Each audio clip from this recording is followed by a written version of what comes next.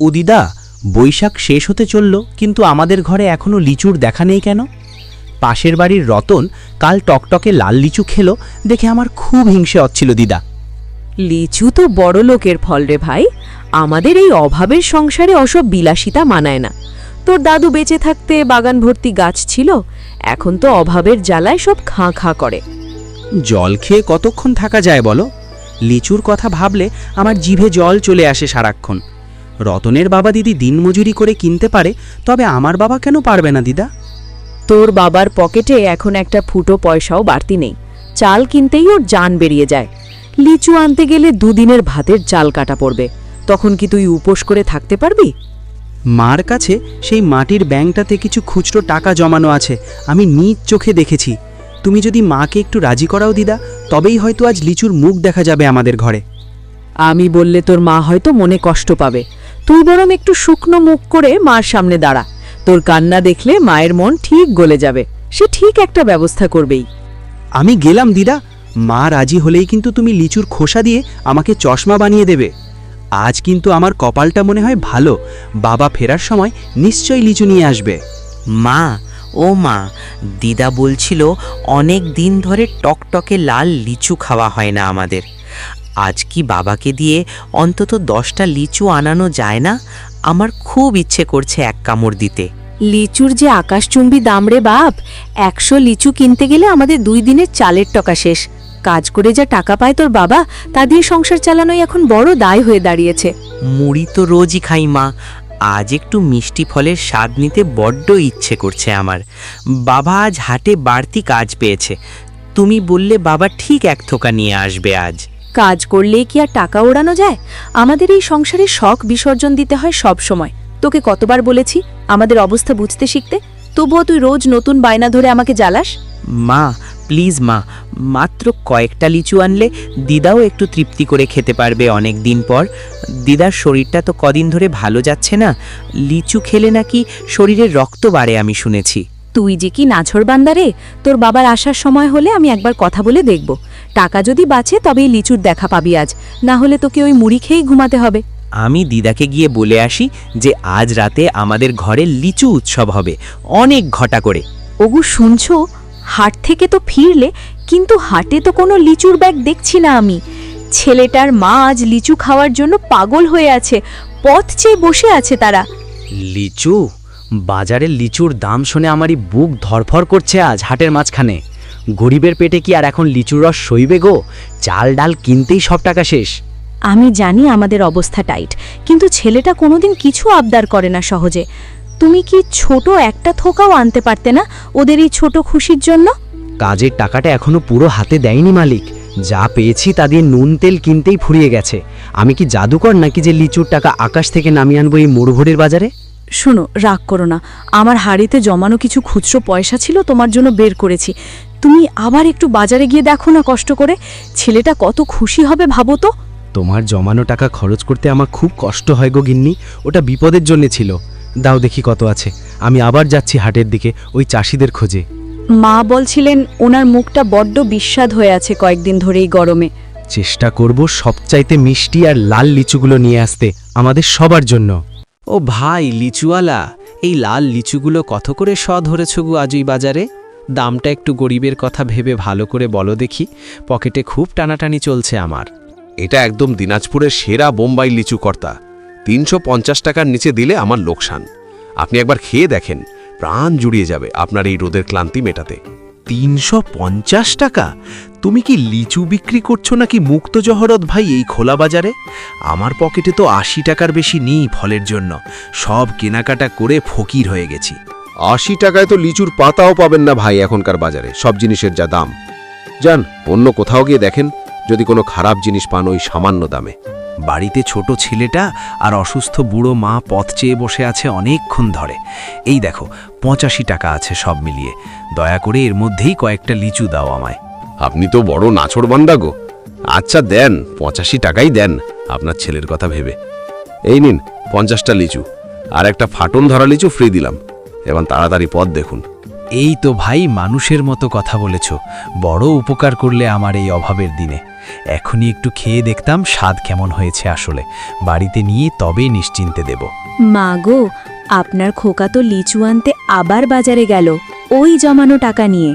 ছেলেটার কান্নাকাটি আর আপনার শরীর খারাপের কথা শুনে ও একদম স্থির থাকতে পারল না। ওরে বৌমা, আমার এই বুড়ো হাড়ের জন্য ওকে আবার বাজারে পাঠালি কেন এখন? আমি না হয় এক গ্লাস গুড়ের জল খেলেই আমার তেতো ভাবটা চলে যেত শরীরের ভেতর থেকে। না মা, ছেলেটা সারা দুপুর শুধু লাল লিচুর কথা বলেছে রোদন করে আমাদের সামনে। রতন যখন লিচু খাচ্ছিল ওর চোখ দুটো জল টলমল করছিল দেখে আমার খুব কষ্ট হয়েছে। তুইও তো অনেক ত্যাগ করছিস বৌমা এই অভাবের সংসারে দিনের পর দিন। অভাব আমাদের সঙ্গী হলেও তোর মতো লক্ষ্মী বউ পাওয়া আমাদের জন্য মস্ত সৌভাগ্য। অভাব না থাকলে জীবনটা অন্যরকম হতো মা, অনেক সুখে শান্তিতে থাকতাম আমরা। লিচু এলে আমি ওগুলোকে একটু ঠান্ডা জলে ভিজিয়ে রাখবো যাতে খেতে আরাম পাওয়া যায়। আশীর্বাদ করি খোকা সুস্থ হয়ে ফিরুক সব কাজ সেরে হাসি মুখে আমাদের কাছে। অনেক দিন পর সবাই মিলে একটু মিষ্টি মুখ করব, এটাই বড় শান্তি আমাদের এই ঘরে। ও আসবে মা, দেখবেন ব্যাগ হাতে নিয়ে হাসি মুখে ফিরবে আমাদের সবার সামনে। লিচুর মিষ্টি রস মুখে পড়লে সবারই কলিজাটা একটু ঠান্ডা হবে, হাসি ফুটবে আজ। ওরে রতন, তুই কালকে যে লিচুগুলো খাচ্ছিলি ওগুলো কি খুব মিষ্টি ছিল রে? আমার বাবা আজকে হাটে গেছে, বলেছে আমার জন্য সবচাইতে বড় লাল লিচু নিয়ে আসবে। মিষ্টি তো ছিলই রে। আমার বাবা দিনাজপুরের সবচাইতে ভালো বোম্বাই লিচু এনেছিল। তবে তোর বাবা আনলে দেখিস বিচি ছোট হয় কিনা, বিচি বড় হলে খেতে মজা পাবি না। আমার বাবা তো অভিজ্ঞ লোক, ঠকবে না একদম কোনো ধূর্ত ব্যাপারীর কাছে। বাবা বলেছে আমাকে অনেক দিবে, আমি খেয়ে বিচিগুলো দিয়ে এক জায়গায় বাগান করব। আমি আসবো রে। তবে জানিস লিচু বেশি খেলে কিন্তু পেটে অনেক ব্যথা হয় রে। আমার মা বলছিল লিচু খেয়ে জল খেলে নাকি পেট গুড়গুড় করে আর অসুখ হয় শরীরে। দিদাও তো তাই বলল যে জল খেতে নেই লিচু খেয়ে। আমি সাবধান থাকব, আমি শুধু রসটুকু খাবো আর খোসা দিয়ে খেলনা বানিয়ে গলায় ঝুলাবো আজ। আচ্ছা, তুই লিচু পেলে আমাকে দুটো দিস কিন্তু। আমি তো কাল সব শেষ করে ফেলেছি। আমি তোকে আমার প্রিয় লাটিমটা খেলতে দেব আজ সারা দিন আমাদের উঠোনে। এই তো বন্ধুর মতো কথা বললি রতন, তোর তুলনা হয় না কোনো দিন কারো সাথে। বাবা মনে হয় ফিরছে এখন, আমি গেটের কাছে গিয়ে দাঁড়িয়ে থাকি বাবার জন্য। ও ভাই, হাট থেকে তো ফিরলে দেখলাম, কিন্তু হাতে তো বড় লাল ব্যাগ দেখছি। কি গো ভাই, লিচু কিনলে নাকি আজ হাটের থেকে? আমাদের তো কোনোদিন দিলে না। আরে না রহিমা ভাবি, সামান্য একটু কেনাকাটা করলাম অভাবের মাঝেই বাজারে। ছেলেটা আর মা বায়না করছিল খুব, তাই সামান্য কয়েকটা জোগাড় করলাম ওদের জন্য। ঠিক বলেছ ভাই, সব জিনিসের দাম বাড়লেও আমাদের দিনমজুরির দাম তো বাড়ে না। তবে তোমার ভাগ্য ভালো যে কিনতে পেরেছ আজ। ছেলেটা তো খুশিতে আত্মহারা হবে। ভাগ্য না ভাবি, এটা হলো আমাদের সবার অনেক কষ্টের জমানো সঞ্চয়ের টাকা। বাড়িতে গিয়ে আবার বললেন না যে আমি অনেক টাকার লিচু এনেছি এই অভাবের দিনে। আমি কাউকে বলবো না ভাই, আমার পেট অনেক শক্ত, কোনো কথা ফাঁস হবে না। তবে আমার ছোট ছেলেটা যদি একটু লিচুর ঘ্রাণ পায় ও তো পাগল হয়ে যাবে স্বাদে। অবশ্যই দেব রহিমা ভাবি, প্রতিবেশীকে না দিয়ে একা খেলে বরকত হয় না কোনো। আমি বাড়িতে গিয়ে গিন্নিকে বলবো আপনার ছেলের জন্য আলাদা করে দুটো সরিয়ে রাখতে। অনেক দোয়া করি তোমার জন্য ভাই, তোমার মতো দরদি মানুষ এই পাড়ায় খুব কম। যাও তাড়াতাড়ি বাড়িতে যাও, সবাই তোমার জন্য পথ চেয়ে গেটে দাঁড়িয়ে আছে। বাবা, তুমি এসেছো শেষ পর্যন্ত? আমি অনেকক্ষণ ধরে গেটে দাঁড়িয়ে আছি একা। তোমার হাতে ওটা কি ব্যাগ বাবা?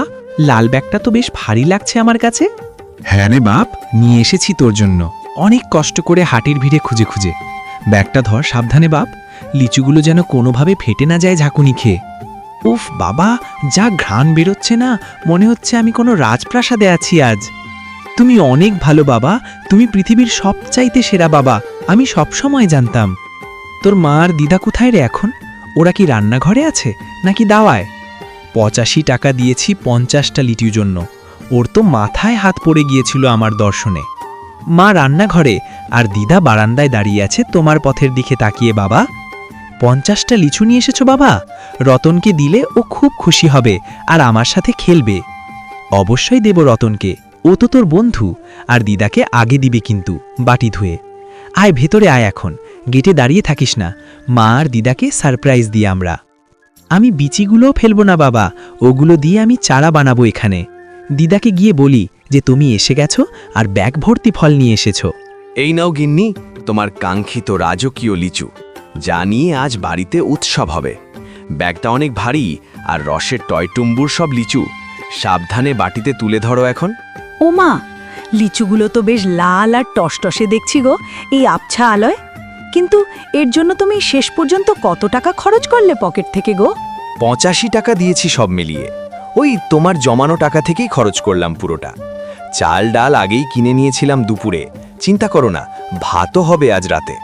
রহিমা ভাবি রাস্তায় দাঁড়িয়েছিল, ব্যাগ দেখে প্রশ্ন করছিল, তাকে কি দুটো দেব? মানুষ জানলে তো অনেক কথা বলবে, গরিবের লিচু উৎসব নিয়ে হাসাহাসি করবে পাড়ায়। হ্যাঁ, আমি ভাবিকে বলে এসেছি রাস্তায় যে ওনার ছেলের জন্য দেব আমরা আজ। অভাবী মানুষের আনন্দ ভাগ করে নিলেই বাড়ে গো, মনে বড় শান্তি পাওয়া যায়। অন্তত একটা হলেও তুমি মুখে দিও গো, তোমার পরিশ্রমের ফল তোমাকেই আগে খেতে হয়। ছেলেটা আর মায়ের হাসি মুখ দেখলেই আমার অর্ধেক পেট ভরে যায় সব সময়।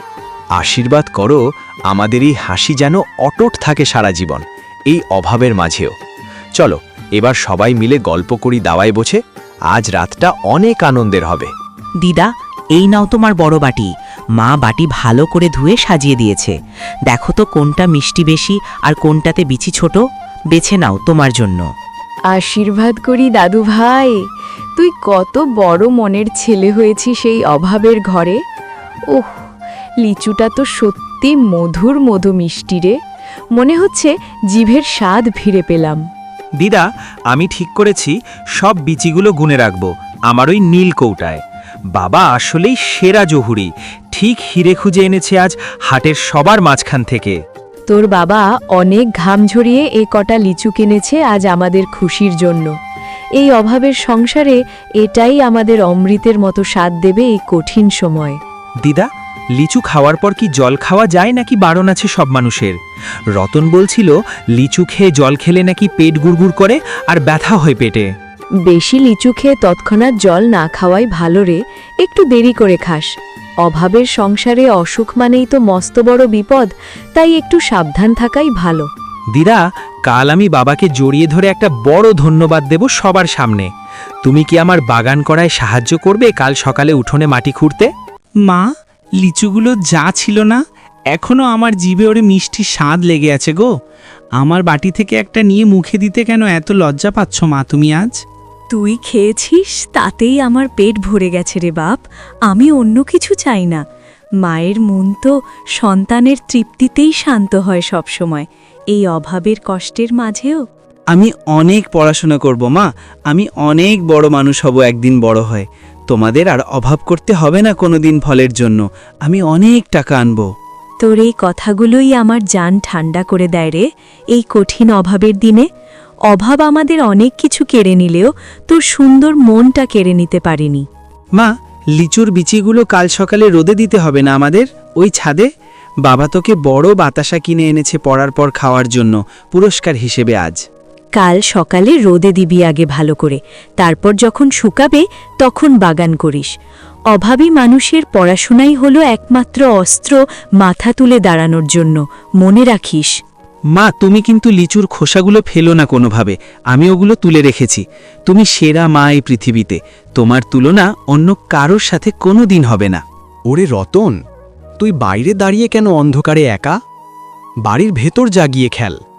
আমার ছেলেটা তোকে খুঁজে বেড়াচ্ছিল এতক্ষণ ধরে, লিচু খাওয়ার খুশিতে পাগল হয়ে। কাকু, আমার তো আসতে একটু লজ্জা লাগছিল মনে আপনাদের বাড়িতে এখন। মা বলছিল না যেতে আপনাদের ঘরে এখন, কিন্তু লিচুর ঘ্রাণে জিভ সামলানো যাচ্ছে না। লজ্জা কিসের রে রতন, আমরা তো একই পাড়ার প্রতিবেশী আর খুব আপন মানুষ। এই নে, একটা হাতে ধর আর খেয়ে বলতো দেখি মিষ্টি কিনা দিনাজপুরের মতো। উফ, অনেক মিষ্টি কাকু। আপনাদের লিচুগুলো তো অনেক বড় বড় আর লাল লাল। আপনি কি দিনাজপুরের সেরা বাগান থেকে এনেছেন নাকি হাটের সেরা দোকান থেকে? হ্যাঁ রে, অনেক খুঁজে বাছাই করে অনেক দরদাম করে এনেছি তোর কাকুর বুদ্ধি দিয়ে। কাল আমার ছেলের সাথে বাগান করতে আসিস সকালে কোদাল নিয়ে আমাদের উঠোনে। আমি আসবো কাকু, আমি বাঁশের বেড়া দিয়ে দেব যেন আমাদের গাছ নিরাপদ থাকে। কাল সকালে লিচু বাগান করার সময় আপনাকেও থাকতে হবে আমাদের সাথে। যা, এবার বাড়িতে গিয়ে মন দিয়ে পড়তে বসগে, কাল সকালে দেখা হবে। লিচুর খোসাগুলো যত্ন করে রাখিস রতন, ওগুলো দিয়ে চশমা বানিয়ে খেলা হবে। ওরে খোকা, লিচুগুলো খেয়ে মনটা একদম ভরে গেল রে অনেক দিন পর। অভাবের সংসারে কতদিন পর সবাই মিলে একটু মিষ্টির মুখ করলাম হাসি মুখে আজ। মাগো, তোমরা তৃপ্তি পেয়েছ, এটাই আমার সবচাইতে বড় পাওনা আজকের দিনে। তোমাদের হাসিমুখ মনে পড়তেই মনে বড় শক্তি পেলাম লড়ার জন্য ওই হাটের ভিড়ে। অভাবী মানুষের দোয়া কোনো দিন বিফলে যায় না রে খোকা। তুই সৎ পথে আছিস। গিন্নি বলছিল তুই নিজের জন্য একটাও রাখিসনি আজ নিজের পরিশ্রমের ফল থেকে।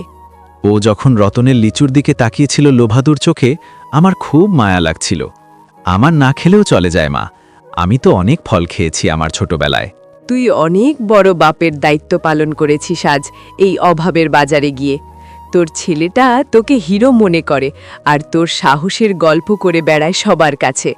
আশীর্বাদ করো মা, যেন এই জীবনযুদ্ধ চালিয়ে যেতে পারি হাসি মুখে সারা জীবন। অভাবের অন্ধকার যেন আজ অনেকটা কেটে গেছে আমাদের এই লাল লিচুর রসে। হাত মুখ ধুয়ে এসে একটু ভাত খেয়ে নে জলদি, অনেক রাত হয়ে গেছে এখন। আজ চাঁদটা বেশ উজ্জ্বল দেখা যাচ্ছে আকাশে, মনে হচ্ছে সব দুঃখ আজ কেটে গেছে। ও বৌমা, লিচুগুলো যা ছিল না আজ, মধুর মতো মিষ্টি আর রসে ভরা সব। বড় উপকার করলে গো তুমি আজ আমাদের এই ছোট ছেলেটার আবদান মিটিয়ে। উপকার কিসের ভাবি? আমরা তো একই পাড়ার প্রতিবেশী আর বোনের মতো আপন। অভাবী মানুষের আনন্দ তো ভাগ করে নিলেই বাড়ে গো, মনে বড় শান্তি পাওয়া যায়। ভালোবাসা দিয়ে অভাবকে জয় করা যায় এই পাড়ার ছোট ঘরের মাঝে ভাবি। আজকালকার বাজারে ৮০-৯০ টাকায় লিচু পাওয়া তো ভাগ্যের ব্যাপার বলতে হবে গো। ভাগ্য না গো ভাবি, অভাব আমাদের শিখিয়ে দিয়েছে কিভাবে সাশ্রয় করে বাঁচতে হয়। তবে আজ ছেলেটার ওই হাসি মুখটা দেখে আমার সব দুঃখ মিটে গেছে এক নিমেষে। ও বলছে কাল তোমাদের উঠোনে নাকি মস্ত বড় এক লিচু বাগান করবে ওরা দুজনে।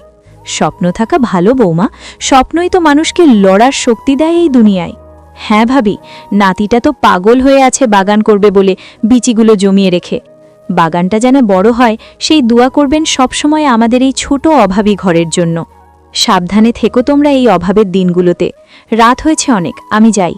লিচুর বিচিগুলো রোদে দিতে ভুলবেন না আপনার ছেলের হাতে দিই কাল সকালে। দিদা, রতন বাড়ি চলে গেছে, কিন্তু বাগান করার সব প্ল্যান আমাদের রেডি আছে। কাল সকালে আমি আর রতন মিলে গেটের কাছে মস্ত বড় এক গর্ত খুঁড়ব কোদাল দিয়ে। আশীর্বাদ তো করবই রে দাদু ভাই। বাগান করা তো অনেক পুণ্যের কাজ এই দুনিয়ায়। তবে গাছ লাগানো অনেক ভালো কাজ, ছায়া পাওয়া যাবে আর ফলও হবে অনেক মিষ্টি। গাছ বড় হলে আমি রতনকেও লিচু দেব আর রহিমা ভাবির ছেলেকেও দেব অনেক। তখন আর আমাদের বাবাকে হাটে গিয়ে ঝগড়া করতে হবে না লিচুওয়ালার সাথে টাকা নিয়ে। তুই তো অনেক দূরের চিন্তা করিস রে ভাই, অনেক বড় স্বপ্ন দেখছিস তুই। তুই মন দিয়ে গাছপালার যত্ন করিস, কিন্তু নিয়মিত জল দিস বিচি থেকে চারা বের হলে। বাবা মনে হয় আজ অনেক অনেক খুশি হয়েছে আমাদের এই খুশির মুখটা দেখে। দিদা, দিদা তুমি এখন শুয়ে পড়ো গিয়ে তোমার ওই মাদুরে, রাত অনেক হয়েছে চারদিকে। সাবধানে রাখিস বিচিগুলো, যেন একটাও না হারায় কাল সকালের বাগান করার জন্য। শুভরাত্রি দাদু ভাই, তোর হাসি যেন এই বাড়ির অন্ধকার অভাব দূর করে দেয় সবসময়। আমি বিচিগুলো আমার বালিশের পাশেই রাখবো আজ, রাতটা পাহারা দিয়ে রাখার জন্য। লিচুর মিষ্টি স্বপ্ন দেখো আজ ঘুমানোর পর দিদা, কাল সকালে বাগান হবে আমাদের। বাবা, তুমি এখনো ঘুমাওনি কেন? আজকের লিচুগুলো যা ছিল না বাবা, এক কথায় অসাধারণ আর মধুর মতো কড়া মিষ্টি। তুমি সেরা হিরো বাবা। আরে বাপ, পড়াশোনা কি শেষ হয়েছে তোর হাতের লেখা? এখনো জেগে আছিস কেন? লিচুগুলো খেয়ে তৃপ্তি পেয়েছিস তো বাপ? আমার পরিশ্রম কি সার্থক হয়েছে আজ হাটে? একটুও টক না বাবা, আমি একটা বিচিও ফেলিনি জানো, সব জমিয়ে রেখেছি।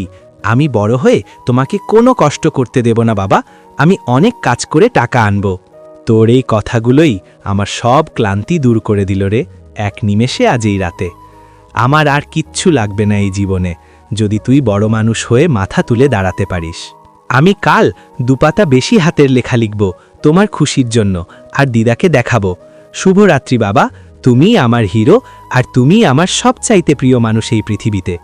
যা এবার ঘরে যা বাপ আমার, সাবধানে যাস বিছানায় শুতে অন্ধকারে। তুই শুধু হাসি খুশি থাকিস সবসময় এই অভাবের মাঝেও। আশীর্বাদ করি সফল হোস তুই। কাল সকালে আমি তোমাকে আমার নতুন বাগানের ম্যাপ দেখাবো কাগজে এঁকে। টাটা বাবা, আজ রাতটা অনেক আনন্দের ছিল আমাদের এই ছোট পরিবারে। বন্ধুরা, দেখলেন তো আমাদের অভাবের ঘরের লিচু উৎসব আর বাগানের বড় স্বপ্ন। আপনাদের কার কার লিচু খেতে বেশি ভালো লাগে, আম নাকি এই লাল লিচু? জলদি কমেন্ট করে জানান আমাদের এই ভিডিওর নিচে। ভিডিওটা ভালো লাগলে একটা লাইক আর শেয়ার করতে একদম ভুলবেন না বন্ধুদের মাঝে। আর হ্যাঁ, আমাদের এই মিষ্টি পরিবারকে সাপোর্ট করতে এক্ষুনি সাবস্ক্রাইব বাটনটা চেপে দিন জলদি। দেখা হবে পরের মজাদার ভিডিওতে। টাটা সবাইকে।